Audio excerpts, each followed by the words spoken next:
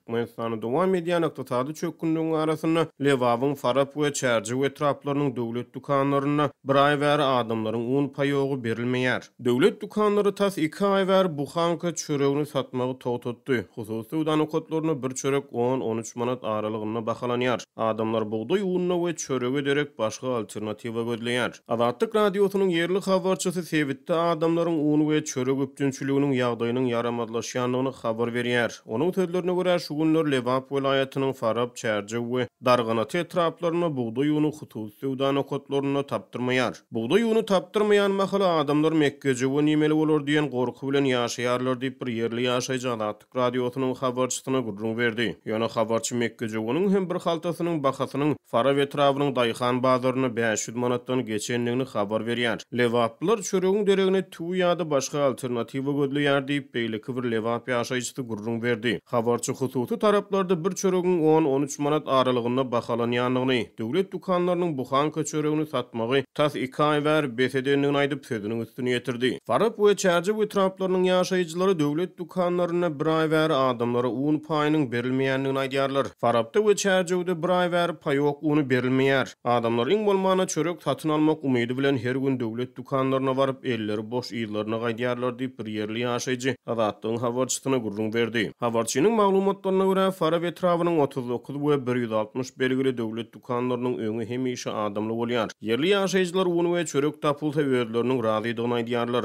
Halka başga zat gerek däl diýip bir yerli ýaşaýjy habarçy bilen gurrun döşlükde aýtdy. Habarçy Lewapda un we çörek gytçylygynyň fonuna kartoşkanyň hyrydarynyň köpelýänligini habar berýär. Onuň sözlerine görä kartoşkanyň 10 manatdan 12 we 15 manat aralygyna bahasy hiline görä üýtgeýär. Lewap welaýatynyň döwlet dukanlaryna dowam edýän un we çörek gytçylygy ýurtda soňky bir näçe ýyl bäri dowam edýän ykdysady krizisiň barha ýetileşýän wagtyna hem-de valyutanyň gara bazaryna 1 dollaryň 40 manada ýeten wagtlaryna gabat gelýär. Türkmenistanyň Merkezi Banky dollaryň resmi alış-çalış bahasyny 2015-nji ýyldan bäri 3,5 manatlygyna saklap gelýär. Milli manadyň hümmetiniň ýygyderli pesa gaçmagy bilen ýylatyň satyn alyş ukyby pesa gaçýar. Bu hem ýurt raýatlarynyň bazarlardaky we hususy sewda nokatlaryna gymmat bahalardan gaça durup döwlet dukanlaryna arzan bahadan satylýan önümlere ýykyn etmegine getirýär. Türkmen hökümeti geçen ýyl ýurt boýunça 1 milyon 400 000 tonna buğday plan borçnamasynyň ýerine ýetirileniňi aýdanlygyna garamazdan ýurt raýatlary döwlet dukanlaryna un we çörek gytçylygy bilen ýüzbe-ýüz bolýar.